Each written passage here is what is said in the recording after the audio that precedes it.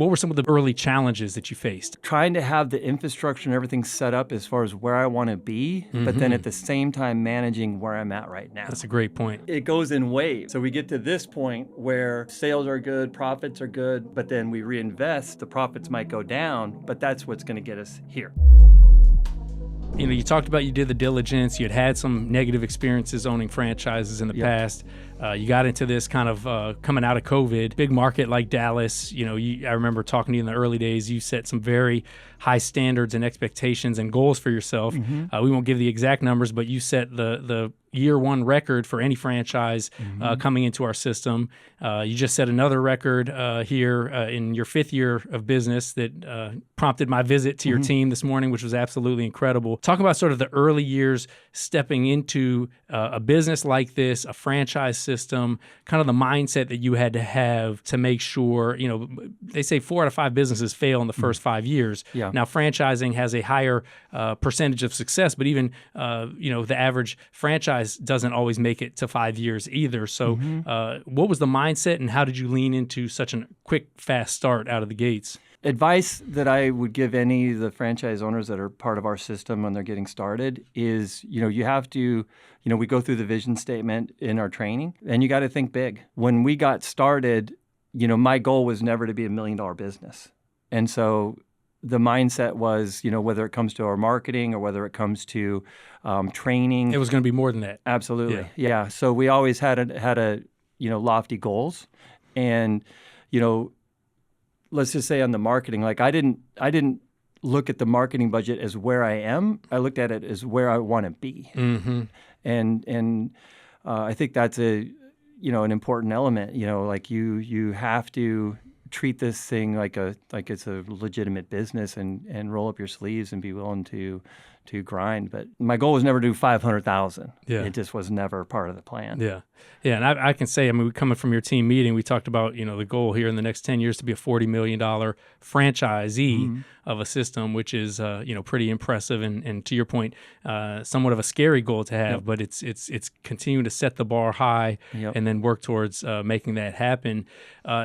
What were some of the early challenges that you faced? I mean, coming into an industry that you hadn't directly had experience in, a franchise system where you're provided a playbook, but you know you still have to execute said playbook in a market where you know there wasn't as much brand awareness of College H.U.N.K.S relative to some other markets. Trying to have the infrastructure and everything set up as far as where I want to be, but then at the same time managing where I'm at right now. That's a great point. Right. The balance of where you're trying to get to with the reality of where you are. Currently. And so, you know, with my wife, I have to constantly, you know, like it goes in waves, right? And so we get to this point where, you know, sales are good, profits are good, you know, it's looking great, but then we reinvest. And so the profits might go down, but that's what's going to get us here, right? And then we get here.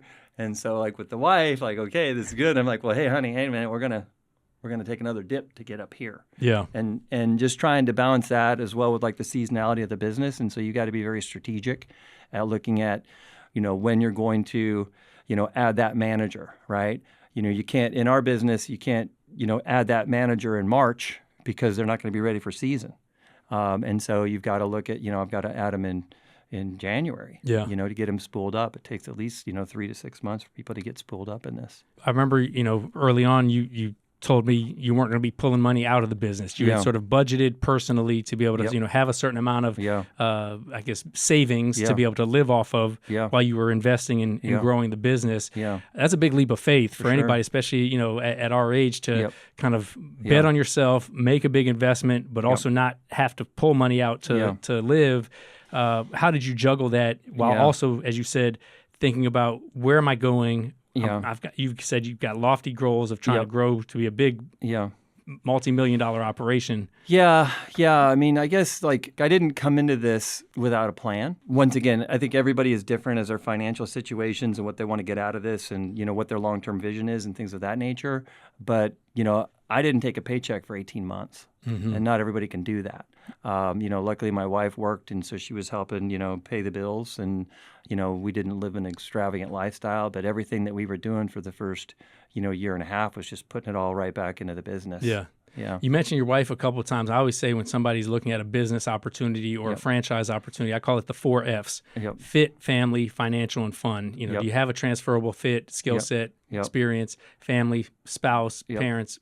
Are they going to be a support system for you, cheering you on versus saying, I told you not to do that? You know, financial is the amount you're looking to invest. Can it match your financial goals? And the fun or fulfillment factor. Can you have fun? Can you be fulfilled doing this? So you mentioned your wife a few times. What did she say when you brought this idea to her? You know, how do you create that conversation piece where it's like, hey, I'm going all in on this business venture. And I need you to keep earning while I'm burning. I don't know if she's going to listen to this podcast. But so we're going to be celebrating our 30th anniversary this year. Congratulations. So you were at 25 years when you were buying the franchise.